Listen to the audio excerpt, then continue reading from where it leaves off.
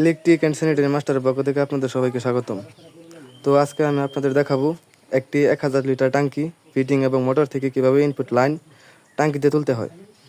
আপনারা সাথেই থাকুন, না টেনে শেষ পর্যন্ত ভিডিওটি দেখুন, আপনাদের কাজে আসবে।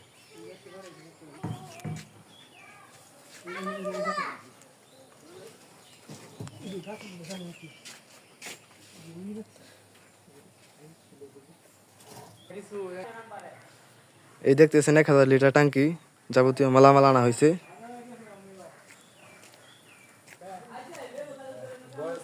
এই এলবুটি 34, এই যে 1000 লিটার ট্যাঙ্কি।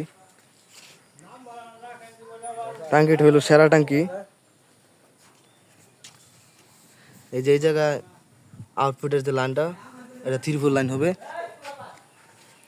আর এইদিকে 1 ইঞ্চি লাইন।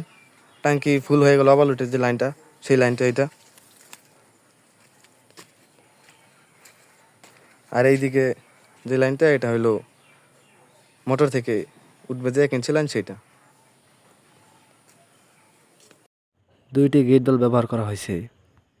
একটি মোটরের ডাইরেক্ট লাইন, আরেকটি হচ্ছে ট্যাঙ্কির ইনপুট লাইন। এখানে ইউনিয়ন সকেট ব্যবহার করা হয়েছে মোটর নষ্ট হলে লাইন আলাদা করার সুবিধার্থে। উপরে এরকম করে গ্যাস পাইপ এলবো লাগিয়ে আউটপুটের লাইনটা কাটনির সাথে লাগিয়ে দেওয়া হয়েছে। তারপর গেট বাল্ব বসানো হয়েছে লাইন অন অফ করার জন্য। তারপর ইউনিয়ন সকেট ব্যবহার করা হয়েছে লাইনটি কখনো খোলার জন্য। টিএল লাগিয়ে একটি কনসোল কক ব্যবহার করা হয়েছে জন্নাটা অন অফ করার জন্য।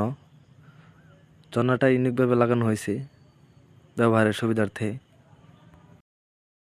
আউটপুটের লাইনগুলো 34, কনসোল ককটাও 34। তারপর টি গেট বাল্ব লাগিয়ে একটি কল দেওয়া হয়েছে। L25 বসিয়ে লাইনটি ঘোরানো হয়েছে।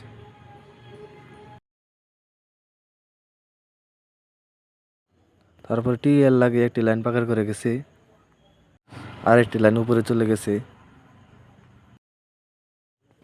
এখানে একটি টি ব্যবহার করা হয়েছে, একটি লাইন গলি করে চলে গেছে। দেখতে পাচ্ছেন নিচে একটি কল বসানো হয়েছে। পাকার করে লাইনটি আপাতত স্টপ রাখা হয়েছে বন প্লাগ দিয়ে।